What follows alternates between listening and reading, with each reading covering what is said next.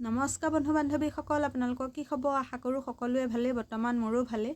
আজি থাম্বনেইলখন চাই গম পাইছে মইনো কিহৰ আচাৰ বনাই আপোনালোকৰ আগত আগবঢ়াবলৈ লৈছোঁ।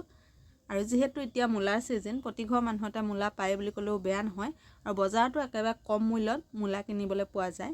মই সেয়েহে ভাবিলোঁ আপোনালোকৰ আগত মূলা আচাৰ ভিডিঅ' এটা আগবঢ়াওঁ। আৰু মূলা আচাৰ বনাবৰ কাৰণে কি কিনো সামগ্ৰী লাগে আহকচোন তেনেহ'লে ভিডিঅ'টোৰ মাজলৈ যাওঁ। এয়া আচাৰ বনাবৰ কাৰণে প্ৰথমতে লৈছোঁ মূলা 6টা। অলপ যদি ভাবে সৰহকৈ বনাওঁ বুলি মূলা সৰহকৈ ল'লেই হৈ গ'ল। মই আপোনালোকৰ আগত অকল ভিডিঅ'টো দেখাবৰ কাৰণে লৈছোঁ, কমকৈ লৈছোঁ। আৰু মূলাকেইটা মই এতিয়া বাকলিটো ধুনীয়াকৈ গুচাই লৈছোঁ।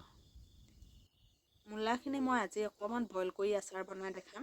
যোৱাবাৰ বনাওঁতেনে বইল কৰি লোৱা নাছিলোঁ, এইবাৰ বইল কৰি বনাই দেখাম। আৰু গোটেইকেইটা মূলা গুচাই লোৱাৰ পিছত এতিয়া এটা ছাইজত পিচ কৰি গৈছোঁ। বেছি ডাঙৰ সৰু হ'ব দিয়া নাই, একেবাৰে সমান ছাইজত পিচ কৰি গৈছোঁ। পিচ কৰি হৈ যোৱাৰ লগে লগে পাতল পাতলকৈ এনেকৈ কাটি লৈছোঁ। গোটেইখিনি কাটি লোৱা হৈ গ'ল। মই এতিয়া এইখিনি আকৌ এবাৰ ধুই ল'ম। ধুই লোৱাৰ পাছত সৰু চচটাতে লৈ লৈছোঁ। এতিয়া ইয়াতে অকণমান পানী দি গেছত উঠাই দিম। খুব বেছি 15 মিনিটমানৰ কাৰণে গেছৰ ওপৰত ৰাখি দিম। অলপমান লাহে লাহে উতল আহোঁতেনে নমাই ল'লেই হৈ গ'ল। ইয়াতে মই নিমখ 1 চামুচ দি দিছোঁ। অকণমান ঢাকি দিছোঁ। এয়া উতলিবলৈ আৰম্ভ কৰিছে। মই গেছটো অফ কৰি দি এয়া টুকি লৈছোঁ। গৰম খুব মতে সেইকাৰণে বাহিৰলৈ আনি কাপোৰ এখনে ধুই টুকি ল'লোঁ। অলপ টুক যোৱাৰ পাছত ইয়াতে মই এতিয়া হালধি মিক্স কৰিছোঁ। হালধিখিনি ভালে মিক্স কৰি লোৱাৰ পাছত জলকীয়া কেইটামান আচাৰত দিবলৈ যিমানকেইটা জলকীয়া লাগে সেইকেইটাও ধুনীয়াকৈ ধুই শুকুৱাই সৰু সৰুকৈ কাটি লৈছোঁ। এতিয়া এইকেইটাও মূলাতে মিক্স কৰি দিলোঁ। দি এতিয়া দিনটোৰ কাৰণে শুকাবৰ কাৰণে দি দিলোঁ। এয়া এতিয়া লৈছোঁ মছলাকেইটা গৰম কৰিবলৈ। মছলা মই গোটা ধনিয়া লৈছোঁ, সৰু কৰচলি এখনে 2 কৰচলি। ইয়াতে দিলোঁ চকগুটি 1 কৰচলি, জিৰা 1 কৰচলি, কালজিৰা 1/2 কৰচলি দি মই এইকেইটা লৰাই লৰাই ভাজি ল'ম। এইকেইটা অলপ দেৰি ভজাৰ পাছতহে ইয়াতে বগা সৰিয়হ মিক্স কৰিম। বগা সৰিয়হটো পুটুককৈ ভাজ খাই যায়, এইকেইটা মছলা অকণমান বাকী থাকি যায়। সেইটো কাৰণে এইকেইটা মছলা আগতীয়াকৈ ভজাৰ পাছতহে বাকীকেইটা মছলা দিছোঁ। এয়া বগা সৰিয়হ 1.5 কৰচলি দি ল'লোঁ। যেতিয়া আটাইকেইটা লৰাই লৰাই ভাজি ল'ম, এটা দুটা যেতিয়া ফুটিবলৈ আৰম্ভ কৰিব তেতিয়া আপুনি কেৰাহীখনৰ পৰা নমাই দিলেই হৈ গ'ল। মোৰ মছলাকেইটা ভাজি লোৱা হৈ গৈছে। মই এতিয়া প্লেটখনলৈ নমাই থৈ ল'লোঁ। সেই একেখন কেৰাহীতে এতিয়া লৈছোঁ তেল গৰমাবলৈ। তেলখিনি মই দি ল'লোঁ। তেলখিনি গৰম হৈ আহিলে গেছটো অফ কৰি দিলোঁ। এতিয়া অলপ ঠাণ্ডা হোৱাৰ পিছত তেলতে 2টামান পাঁচফোৰণ দি দিলোঁ। পাঁচফোৰণকেইটা দি হোৱাৰ পাছত এইফালে ল'লোঁ আচাৰ বনাবৰ কাৰণে। তেলখিনি কিন্তু কুহুমীয়া ঠাণ্ডা হ'ল, অলপমান বাকী আছে। আচাৰখিনি বনাওঁ সম্পূৰ্ণ ঠাণ্ডা হৈ যাব। আৰু এয়া জলকীয়া দেখিছেনে? জলকীয়াখিনি মই মিক্সাৰত দি লৈছোঁ।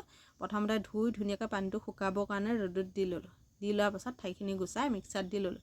এয়া কিন্তু জলকীয়া অকল এটা সেইয়াতে আচাৰতে দিবলৈ বনোৱা নাই দেই, বেলেগ বেলেগ আচাৰটো দিবলৈ বনাইছোঁ। ৰেড চিলি গুড়ি মই 2 চামুচ দিছোঁ দেই, সৰু চামুচেৰে।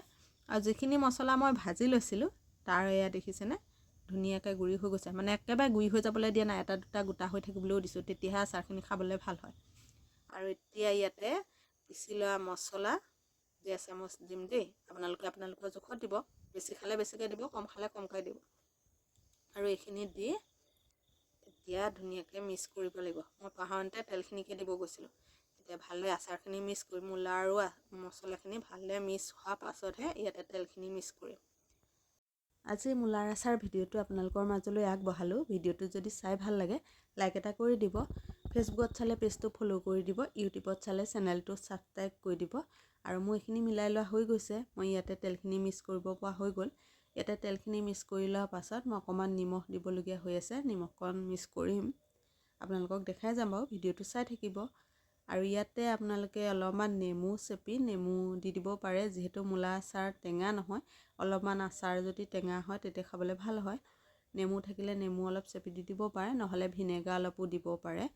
মই এতিয়া বাৰু এটাও মোৰ হাতত নাইকিয়া হৈ আছে মূলা, এতিয়া নেমুও নিদিওঁ আৰু ভিনেগাৰো নিদিওঁ। যেতিয়া মই নেমু আনিম তেতিয়া নেমু অলপ চেপি দি দিম। আৰু এইফালে আচাৰখিনি চাওকচোন মিক্স কৰি লোৱা হৈ গৈছে আৰু আচাৰ ৰেডি হৈ গৈছে। কিন্তু এয়া ৰেডি হৈ গৈছে যদিও 2-3 দিন ৰ'দত দিয়াৰ পাছতহে বৈয়ামত ভৰাই থ'ম। আৰু যিমানে আচাৰখিনি ৰ'দত দিব সিমানে খাবলৈ ভাল হ'ব। আৰু আচাৰখিনি ৰ'দত দি বৈয়ামত ভৰাই থোৱাৰ পাছত আপোনালোকক দেখাম বাৰু এদিন। আৰু এতিয়া নিমখখিনি মিলাব লৈছোঁ। নিমখখিনি মিলাই দিয়াৰ পাছত আচাৰত অলপমান নিমখটো বেছিকেই দিব লাগে, নহ'লে মানে তেলটো দি দিয়াৰ পিছত নিমখটো অলপ কম হৈ গ'লে আচাৰটো খাবলৈ ইমান ভাল নহয়। সেইটো কাৰণে নিমখটো পাৰিলে অকণমান বেছিকৈ দিব, তেলটো দিয়াৰ পিছত জোখত হৈ যাব। আৰু আজি আচাৰ ৰেডি হৈ গ'ল, আপোনালোকক দেখালোঁ।